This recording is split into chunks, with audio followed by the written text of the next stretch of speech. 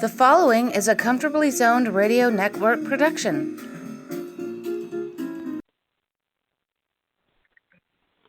Good afternoon, everybody. My name is Alan Blumkin. I'm here with my good friend David Nemec for another session of David Nemec's trivia and history. So, I want to, welcome anybody who's going to listen to this afterwards. Welcome, David. Pleasure to be with you. It always is. Yeah. It is, and we're following an interesting evening of playoff baseball, to say the least. So, I did see most of the game. We talked a bit about it, and I think it ended very unfortunately. I think most fans who were paying close attention feel the same way. It was a blown call, and it's just sad to see a game end that way. Game that meant a lot and was riveting. And I can't say that about too many games I've seen recently. But this one was a pitcher's duel, and both teams were highly charged, and there was some really good baseball. But was this call as bad as the call the last pitch and losses perfect game? Well, it had different ramifications. This cost the whole team, and the bad call on the perfect game really didn't cost anybody but the pitcher, and because it had no effect on the standings and really no long-term effect on either team. But it certainly had an effect on him, and the umpire realized immediately that he had blown the call. Last night they waffled as usual, just like they did back in 2005, I think it was, when Eddings blew the call. He was working home plate last night too, and the White Sox-Angels game, and Przinsky clearly struck out, and then took a late break toward first base as if the strike had been dropped, and Eddings had already signaled the strikeout. Clearly, gave the signal, so the game should have ended right there, but it didn't. It was allowed to go on, and the White Sox ultimately won the ALCS and went to the World Series and won their only World Championship since 1917. So that had huge ramifications too. But last night's game, was unfortunate, but it does happen, and umpires blow calls, players make errors, and the game goes on. Yeah, the White Sox were pretty pathetic in this round because against Houston, their starters had an ERA of over 10. Yeah.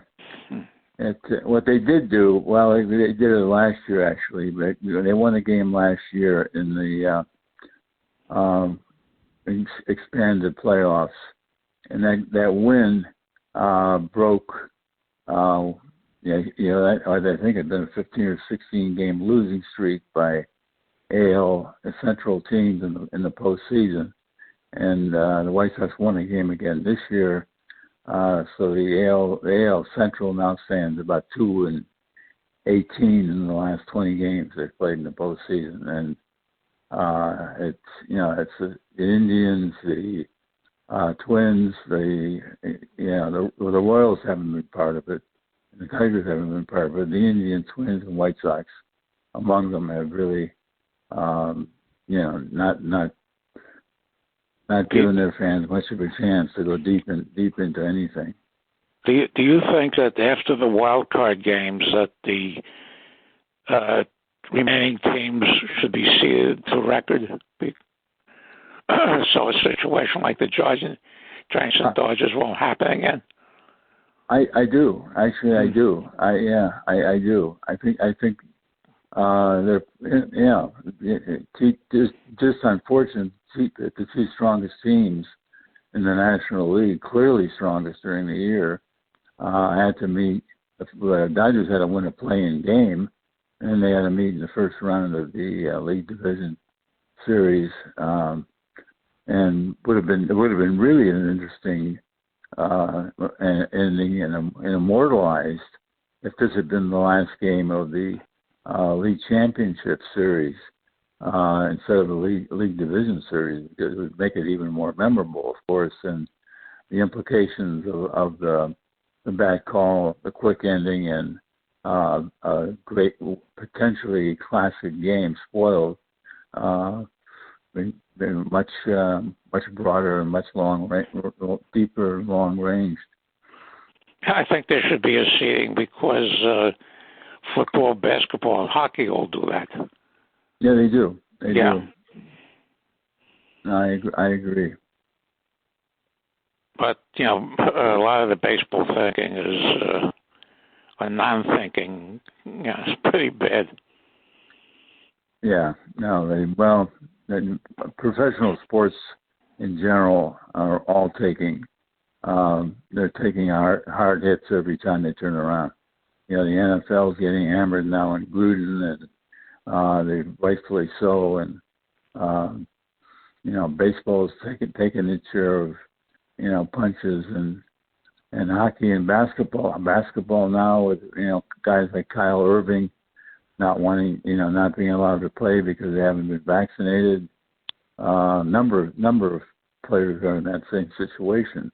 What's finally going to happen, how it's going to play out, I don't know, but it really is a crazy mess. And Kyrie Irving is very, very disruptive on every team he's been on.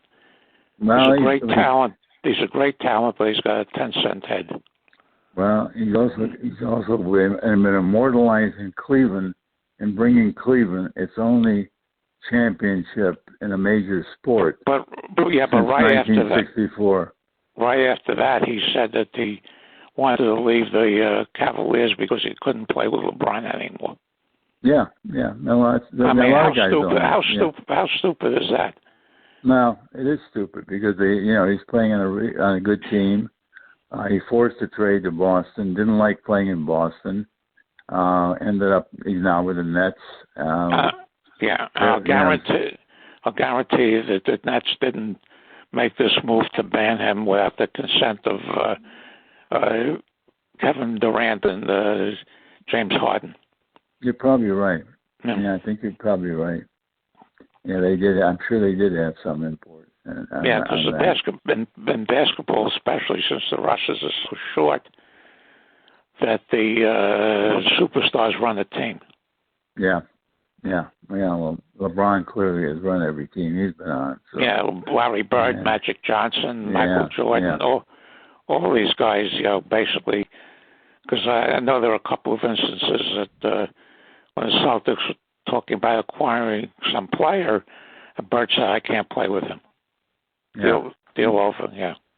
Yeah, exactly. Yeah, I'm sure LeBron's done the same thing. So, but let's get down to our. Yeah, let me introduce the topic.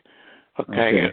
This is the fourth of our series of the pre-expansion teams, and David and I discussed the best and worst teams of these four franchises prior to expansion. We've done the AL East and West, and we've done the NL East. Yeah, so the franchises the franchise we're going to discuss today are the Pirates, Reds, Cubs, and Cardinals. Not necessarily in that order. They comprise the NL West. From 1991 on to expansion. And now they're all in the Central League. They're all Central. Yeah, exactly. Yeah, exactly. Which team would you like to start with? Might as well start with the Pirates. Okay. Because to me, that's the easiest one. Yeah, well, I know. I know. I feel the best team is 1909. Won 110 games and won the World Series against the Tigers. The worst team is 1952, a team that won 42 games. Yeah. and it was a string, it was a string of really bad teams put together. Oh yeah, when from Branch 52 took over to the club. 55. Yeah, 52 to 55. It was almost criminal how bad that team was, and of course Ralph kind of spent his prime years with them, and he never got higher than as a member of the Pirates. They did get into fourth place in 1948. But, that was it. Yeah. That was his only smell of being anywhere, over 500 at, with that club, and it's. Well, Branch Rickey took the team over in 1951, and almost instantly just started to get rid of veterans. Yeah, and he wanted to get rid of Kiner because he and Kiner didn't get along. According to a presentation at the Pittsburgh Sabre Conference in 2018, every time Rickey wanted to cut Kiner's salary or give him what Kiner thought was an efficient raise, he'd go to the ownership, who would override Rickey. Yeah. And then Rickey traded Gus Bell after 52 for 3 non-entities because Gus Bell brought his wife to spring training that year. Yeah. And the 52 team, I interviewed Dick Groat for a couple hours in 1985, and he was a rookie on the team.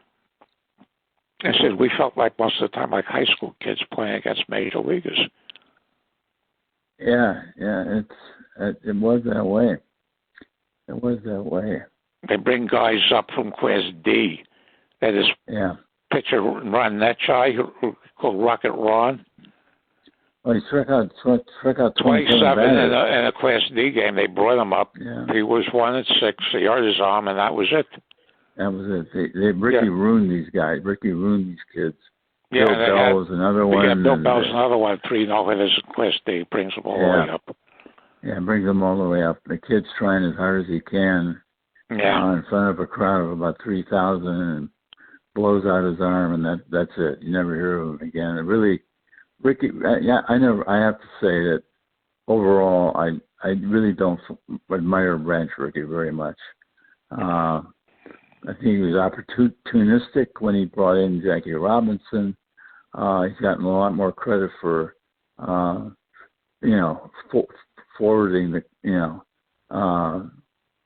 breaking the color ban than he deserves. I think there are others that are almost equally responsible, if not more.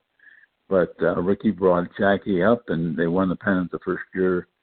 Jackie, joined the Dodgers in '47, and his reputation was really, really cemented from then on. But getting to the 1990 team, I agree with you. They were a great team.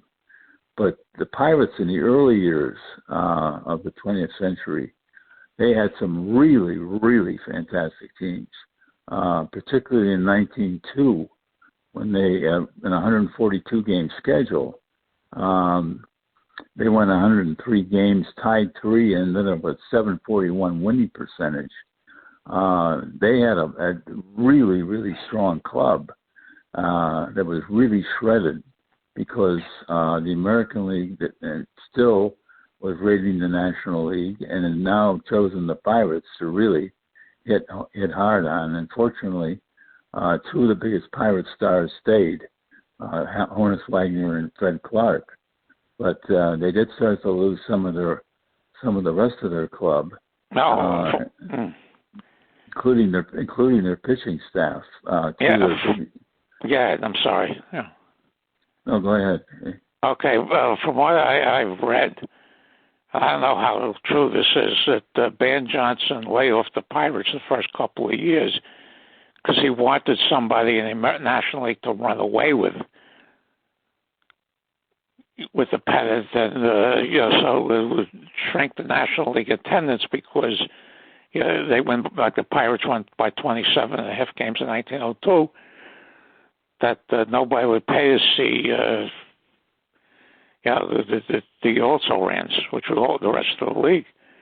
Oh, I've never heard that before. Yeah, and then when it opened up in 1903, and the Pirates lost Chesborough and Tannehill specifically to the American League. That broke it, but they were always contending. I mean, there's people who think they should have won in 1908. Yeah. They finished one game behind got tied with the Giants, one game behind the Cubs that year. Yeah, if the Pirates had won their last game of the season, they would have won the pennant. It was that simple. And they were certainly, I think they may have been the strongest team in the league that year, too. Although the Cubs put on a pretty good team, and so did the Giants. But Wagner was really at his peak then, and really dominant force. And so I think the 08, 09, that team and the team in the early part of the 20th century, which was also very good. Those are their two, really eras of primary dominance in the National League. Yeah, in 1909, they won 110 games, and they went and beat the Dodgers. The Tigers in the World Series. 4-3. Yeah, I mean, it was a good World Series. Everybody expected both teams to be back soon thereafter, and neither ever made it again as long as Cobb's and Wagner's career lasted. No, Cobb never. Well, Wagner was about 50 years older than Cobb. Yeah, he was. Cobb in 1909, I think, was something like 24, 25. He was born in 1887, so he had to be 22. Yeah. And so he never got into a World Series the rest of his career. No, he didn't. Mm-hmm. Yeah. And Wagner was was already heading into his middle 30s, but took good care of himself and played into his 40s, and still at the end he probably should have retired a year or two before he did. He certainly would have retained better career stats if he had, but he wanted to keep playing, and the Pirates had every reason to continue to have him playing. They didn't have much of a team, and he was a drawing card. So he was also the best position player by a long way in the dead ball era in the National League. Yeah, without a doubt. Mm. A case could even be made that he was the greatest shortstop ever, and when you consider all-around performance at the position. Well, I said because they had a Negro League contemporary, his name John Henry Lloyd, Pop Lloyd they called him. And it says they're considered the two best shortstops in baseball history, even though neither of them have played in the last 100 years.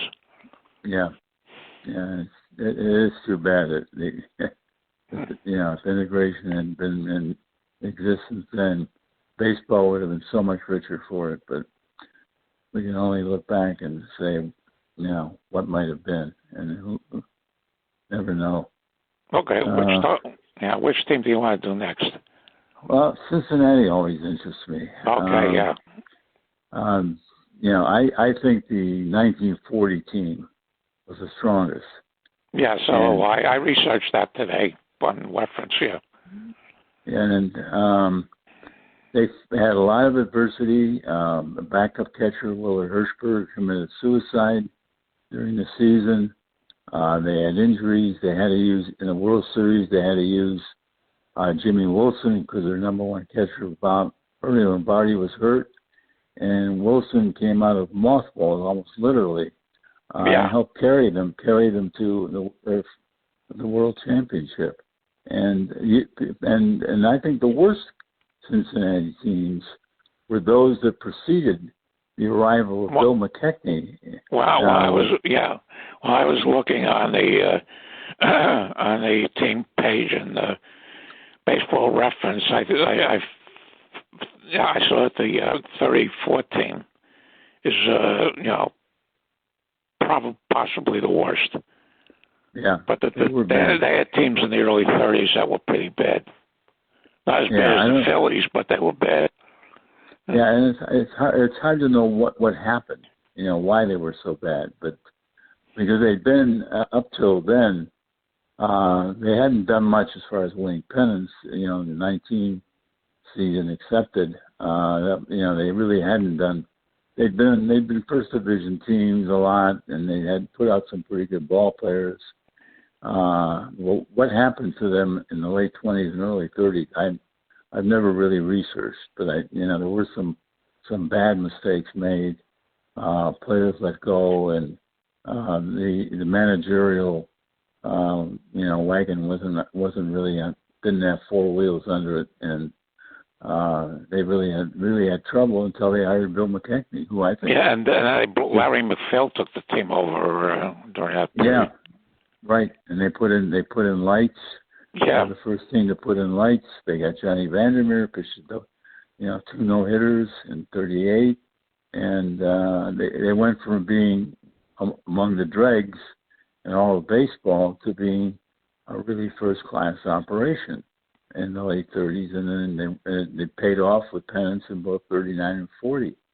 And then the war interrupted, and upon the return from the war, they were really, in the 50s, they started to become much better, particularly when they, Kozuski and Roy McMillan and Gus Bell and, guys like that were part of the club. Yeah, because in the early 50s, they had a lease on sixth place. Yeah, they did. Yeah, the Pirates and the Cubs were usually down there in the lower echelons, but then the Reds bounced out of it and left the Pirates and Cubs standing pretty much alone as far as being the dregs in the National League.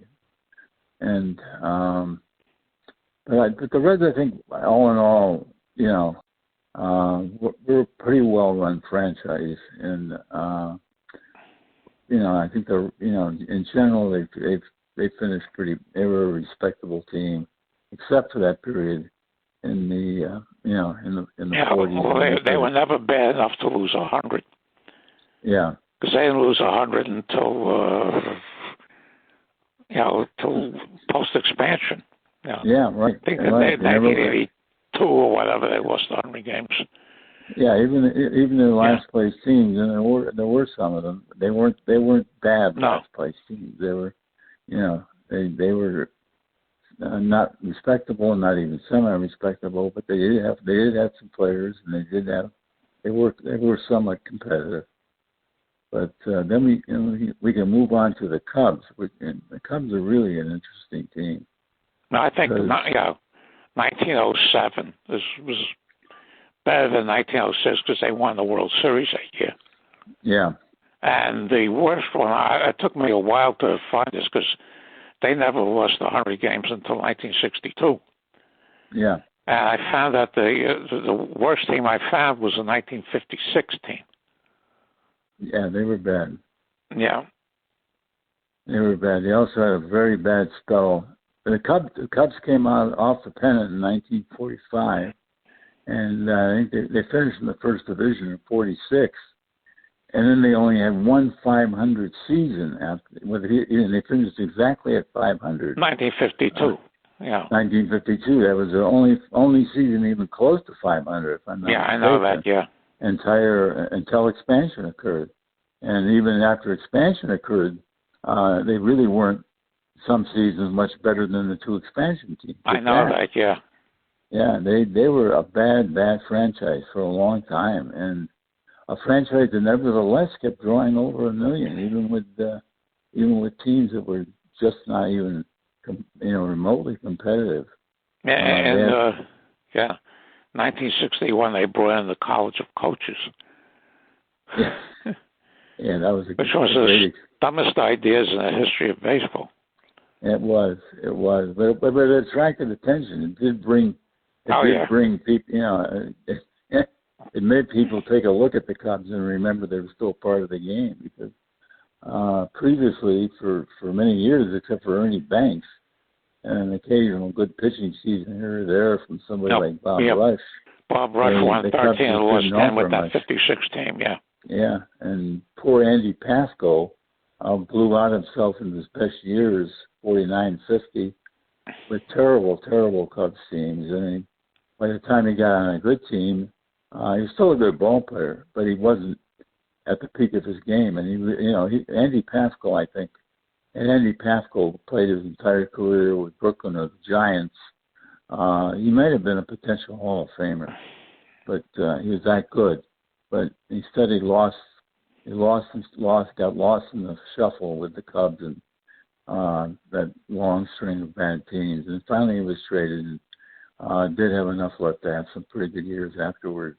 They also said, I forget whether it was 48 or 49, but they set a record for, which will never be broken by him, having 3 players named Emil. Yeah. Emil Dutch Leonard, Emil Verben, and Emil Kush. Yeah. I flipped that one. I saw that. And the late Eddie Gold, our friend from Sabre, did a 2-part presentation at the Sabre Nationals on bad Cub moves. And the first one he started with was the Andy Pasco trade. Yeah, that was a bad trade. Because what the the Cubs got in that trade, Eddie Mix's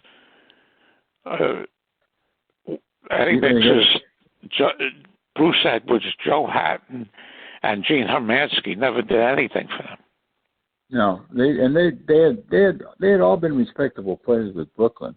Yeah, and they'd been regulars. They contributed their share to some pretty good Brooklyn teams, but put them on a bad team, none of them was strong enough. Even all of the 4 of them combined weren't strong enough to make much of a difference with the club the way it was comprised those years. Yeah, it was in general, in 1917 probably was their best team. All in all, 1907. Yeah, 1907 was probably the best team. The pitching was really through the roof, and they had Tinker, Evers Chance, and Harry Steinfeld, and a decent outfield. Frank Schulte and Jimmy Slagle, and they had a couple other guys out there. Jimmy Sheckard, was he on those things? Sheckard was the guy, and they all had pretty good careers, and they played together. They played together as a team a long time. But what people tend not to realize is that team really was assembled by Frank Salee early in the decade. He started putting the pieces together, and Salee's health didn't permit him to stay, and manage that team to a pennant, and instead it fell to first baseman Frank Chance to take over as player manager. So Chance inherited what I think would have been Salee's, under Salee, 3 pennant winners too, and maybe even a 4th. I don't know, because they came close in some other seasons. And had Salee's health held, we might be talking about him as one of the great managers of all time now. Even though he is a Hall of Famer and was a great manager, he really had to wait a long time before he got his just desserts. So Ned Hanlon, because I think the 2 of them went it together. Yeah. Well, Hanlon fell off the table when the Brooklyn club, once they lost all their top players, and then his last year, 1905 was terrible.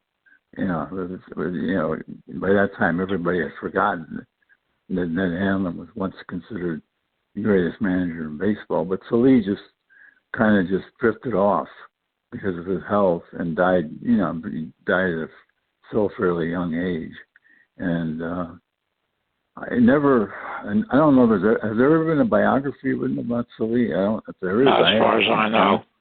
No, and I don't know if you could put one together that would hold enough interest to get any publishers to put one out. And it's unfortunate because I think his baseball mind was one of the best, if not the best, of that era.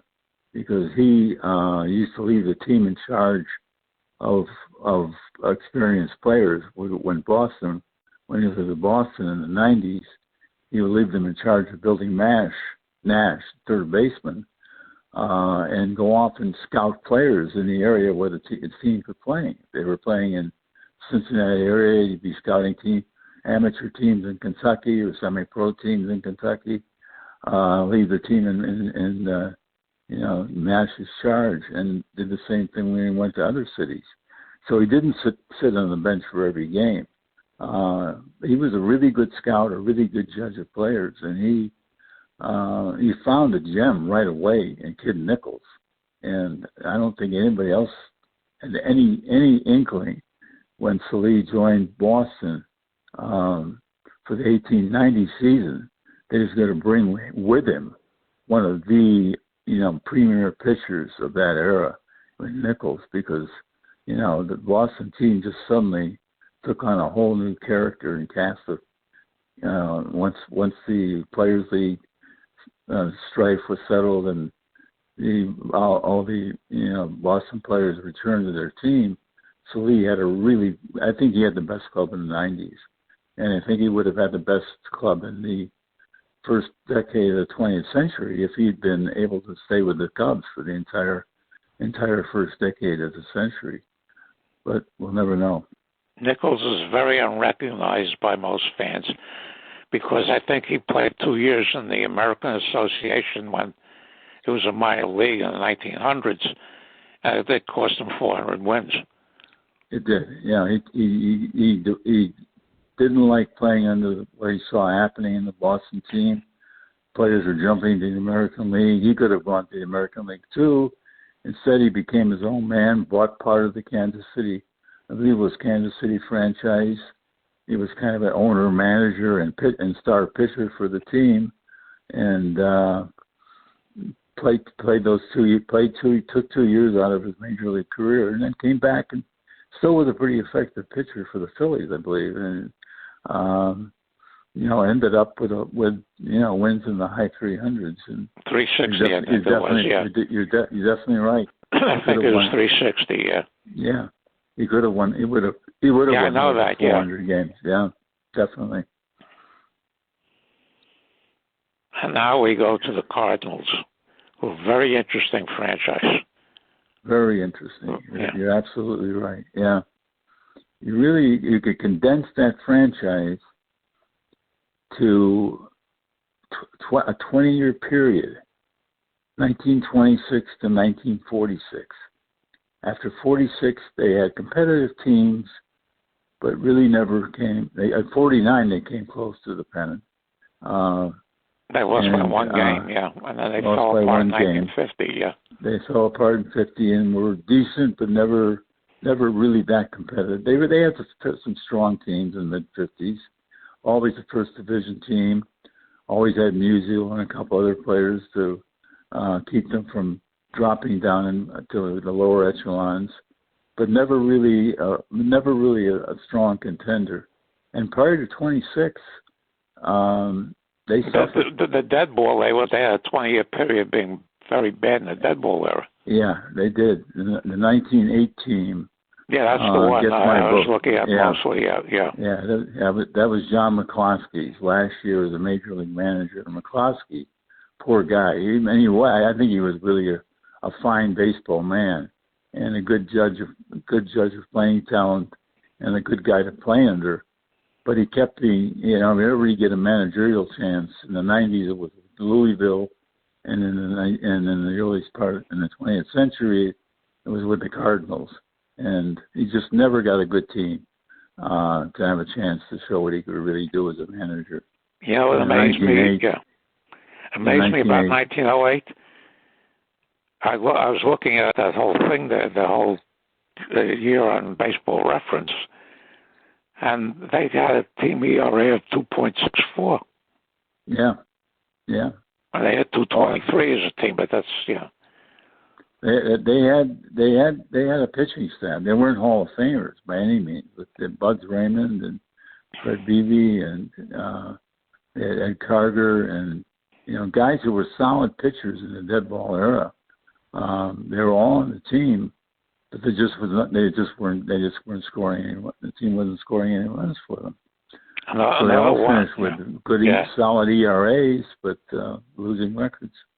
Yeah, I was looking at 1906, and I've known this for a while. They had an infielder named Pug Bennett, who was the only player on the team to play over 100 games.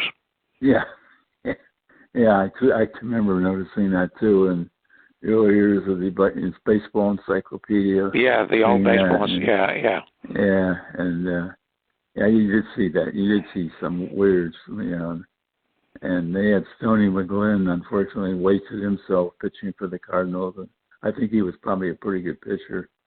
And Bud Raymond was a really good pitcher. But he was character with McGraw couldn't handle him anymore. No, and Raymond was a head case. And, actually, wasn't he? I think he died. Wasn't he hit with a brick or something? Somebody threw a brick and hit him. And I don't remember. Yeah. My recollection is right.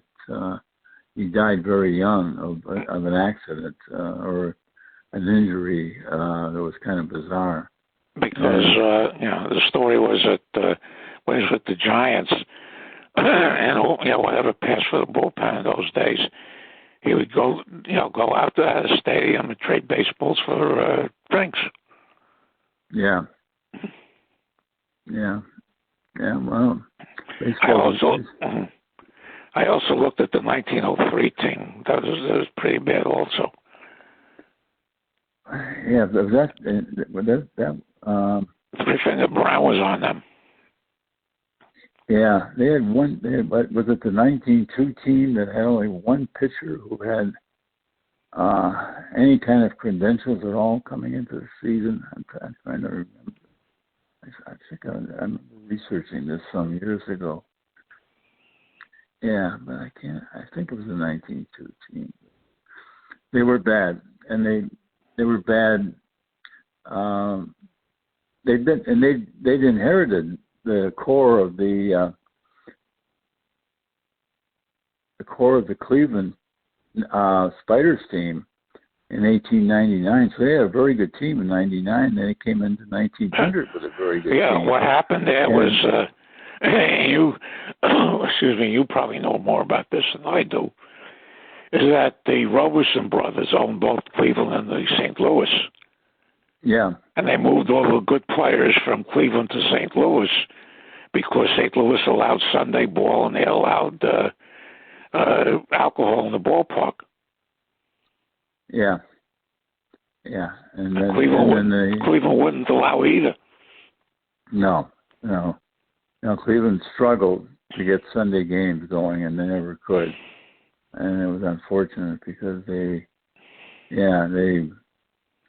if they could have kept the Spiders in Cleveland, the fans were there. They just never figured out. The Roberson brothers never really figured out a way to get them to take their streetcars out to the ballpark. And I really don't know. I never could quite understand why they had so much trouble with attendance, but they did. And I think in Philadelphia, they were the Phillies and the A's were really hurt by not having Sunday ball until 1934. Yeah, it's it was. I think with the 1902 team that the only pitcher they had coming in who had really any major league experience was Ed Murphy, and they brought in a whole bunch of rookies and guys who were guys like Stan Yerges and Mike O'Neill, Steve O'Neill's brother. And they really suffered because they had they began 1900 with McGraw and Wilbur Robinson and Cy Young, and they had a solid team. Bobby Wallace and they all wound up jumping. Yeah, they all wound up jumping to the American League, and by 1901 they were in trouble and. They stayed in trouble, and the Roberson brothers could never get them out of it. And their daughter the daughter of, I think it was Frank. I might be wrong. Took over the club. Helen Robeson is the first woman to own a major league team, and she hired Roger Bresnahan in 1909 to replace McCloskey, thinking that Bresnahan would turn the team around. All it took was somebody who had a good reputation among players and was well respected. And that would do it, and it didn't. It made him a little better, but not much. And Bresnahan struggled, managing it and didn't do anything really there. And Miller Huggins finally came in, and I believe it was Huggins. Am I wrong? Or, I think you're right. Yeah. Yeah. He managed them before he managed the Yankees. Yeah, and then they got toward the end of the decade when Pat Moran was let go by the Phillies. They got Pat Moran. No, I'm talking. Wait a minute, I'm talking about the wrong. No, Moran went to Cincinnati. Yeah, Moran went to Cincinnati. But that's when Ricky took over because he was working for the Browns, and they let the Federal League owner of the St. Louis team, Phil Ball, buy the Cardinals. No, by the Browns, and he and Ricky had a falling out. That made Ricky available, and the Cardinals hired him. And as much as you might dislike Ricky, things started to change. Yeah. At that point, Ricky was ahead of his time, and seeing the value of minor leagues, seeing an organization. He was definitely an good organizer, and former player, and understood the game much better than most owners because he played it. And at that point, I had deep respect for Ricky, and I continued to have respect for him until it was later in his career when he actually ruined the Pirates and really did a disservice to the entire National League with that team in the 50s. Well, the thing is that eventually, the players that he got for the Pirates growth, he got Clemente and Face in drafts from the Dodgers. And he got Skinner and a number of others that paid off. Mazeroski, he was signed, was playing in the Coast League in 1956 when he was 20.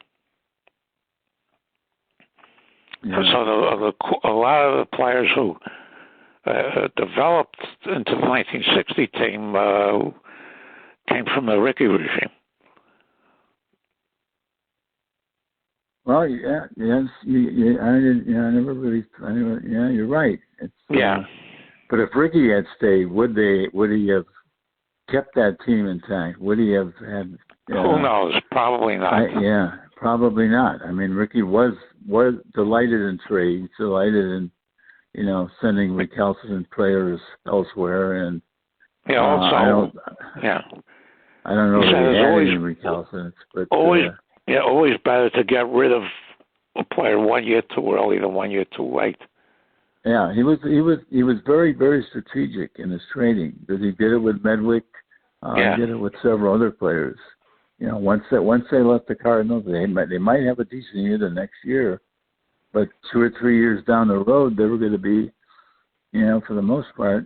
It was with the Dodgers. He got tons of money at the time for minor league players like Chico Carrasquel and Irv Nora and Sam Jethro, Billy Hunter.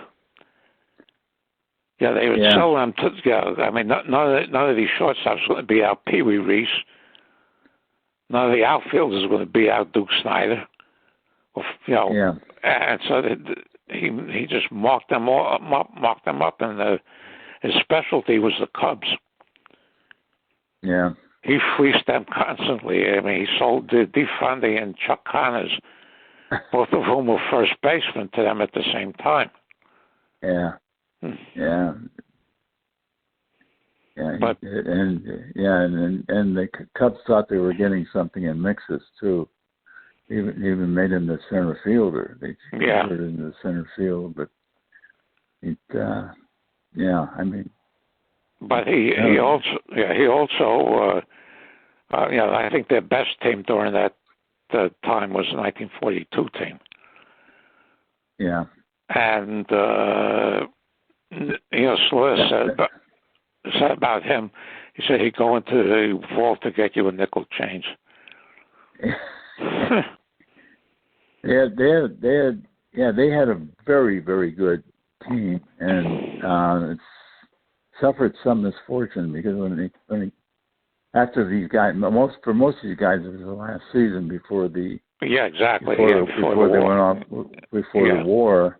And in Johnny Beasley's case, Johnny Beasley was a tremendous pitcher in '42, and just his arm, he just came back from the war, and he never had it again.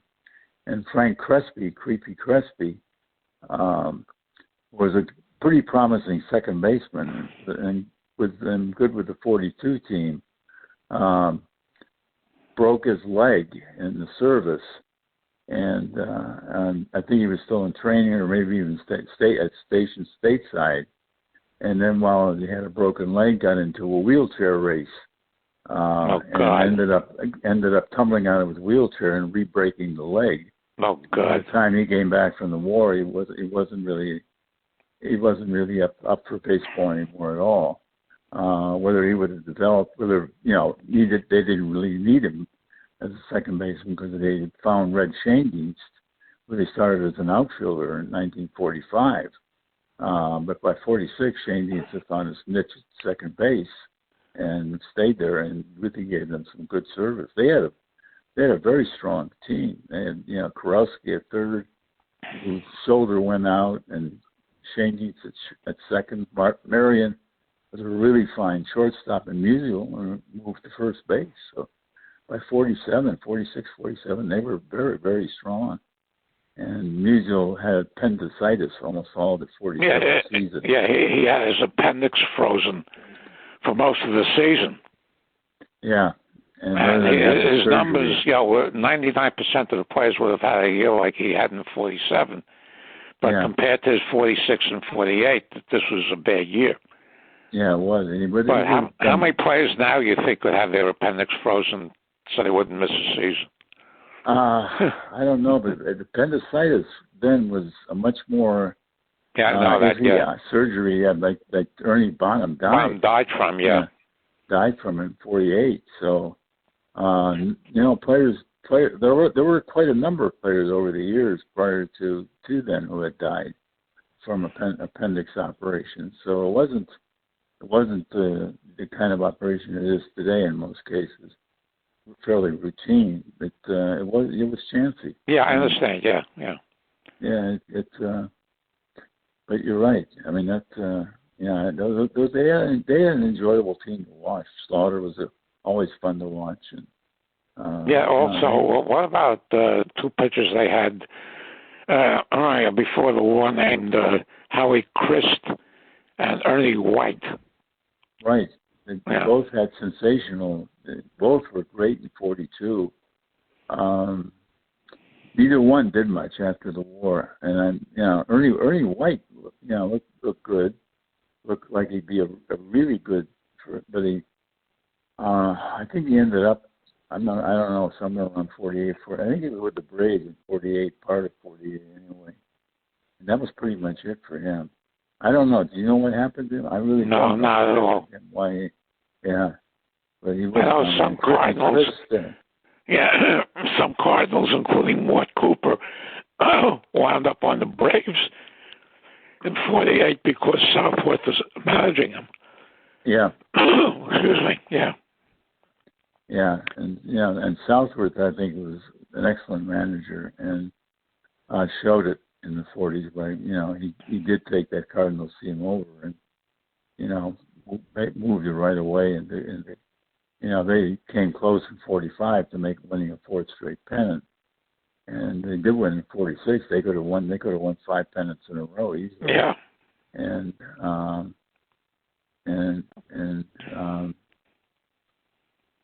after that, No, 46. They had Blumkin and Brazel and Paulette, and Ted Wilkes, who were around there for, Yeah, Red Munger. They had a very deep pitching staff.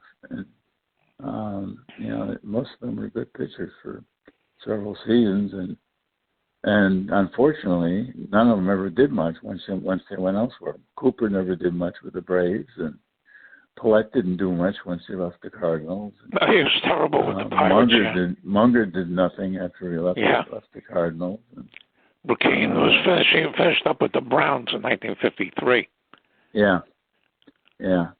I think he may have been the best of the lot as far as his overall career. But they did have, and they found those pitchers. I don't know whether Ricky found them or I'm not clear. I'm not enough of a. Don't know enough about Ricky's history in those years. And Ted Wilkes was another one who did nothing after he left them. Right, and he had some super seasons. Yeah, they had guys who started and relieved, Wilkes, Brazel, and they were, they had good stuff. I learned all about all those guys from the 1952 Topps cards, the 51 Bowmans and 52 Topps. That was a fun set. Yeah. And but 42, they won 106 games. The Dodgers, which most people forget, blew a huge lead in that season. I think the Dodgers had a 9-game lead at one point. Yeah, they did. And they did it just like they did in 1951. Well, and then the Cardinals beat the Yankees in the World Series that year. Yeah, but Reeser got hurt, kept getting hurt, and it really changed the complexion of the team. He was never the same after that season. You know what happened? That's led to the big falling out between Ricky and MacPhail. Because when they rushed Reeser back after one of his wall crashes in 1942, and he really couldn't play very well anymore. Ricky said about this, said that bastard should never have been entrusted with a jewel so fine because you know the whole story. Hi, this is Hal. Hal Bach? Hal Bach is here. I'm doing a podcast with David Nemec. Welcome. Was I supposed to be on this podcast? Not as far as I know. Well, I don't know. I got a message from a. I got Good a to message hear your voice from anyway, Hal. Good to talk to you, David. I got a message from Ralph that I was supposed to be on a podcast. I'm happy not to be if that's maybe it's for next Tuesday. Well, I'll say good night then. If you want me, I'm home. No, we were discussing we did a series on the original 16 teams and their best and worst seasons before expansion. Well, you don't need me then. Yeah, so we were finishing up tonight with the 4 National League teams. We did the Giants the last time. I think what happened is that Ralph probably sent it to me by mistake. That's very possible. I got his book in the mail today. Well, what can I tell you? Now, by the way, if you look in the book, there are a lot of mistakes in the book. I know that, yeah. Bobby Thompson has a P in it. Every time I see that, it makes me crazy. I know, yeah. Well, he asked me to edit it. Oh. I haven't seen the book. He's got in my chapter on band, he's got Bill Clem spelled C-L-E-M. No. Well, I mean, that's terrible. The spelling was never one of his strong suits. Apparently not. he didn't run it through me. David has run a couple of his books through me. Yeah. Well, I'll let you guys get back to what you were doing, and I'll hope if anybody needs me. Really. So, I'll talk to you Tuesday night, Hal. It's good. All right, I look forward to it. Good hearing you, and look forward to talking with you again soon. I have admired your work for a long time, David. Thank you. You too. Likewise. All right. You guys take care. You too. Bye-bye. Bye. Yeah, he's a great guy. No, I know. Yeah. Yeah, I'd love to do a podcast with him. Yeah. He said in the book that the three biggest events of his, most important events of his life, when he got married, when he had his first kid, and when Bobby Thompson hit the home run. Hello, guys. I'm here. Hi, this is George Graham. I'm here. No, I don't know what Ralph is sending. Okay, wait a minute. Let me bow out if I can, because I see it's almost all right. time. I've got an appointment.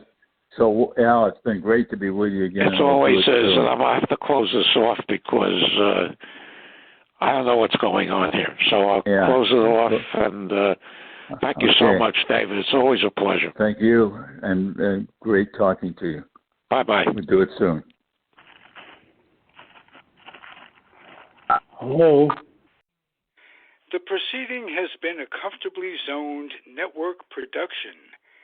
You are advised to keep your dreams wet, your humor dry, your children and grandchildren out of military recruiting offices and off the laps of clerics who wear dresses.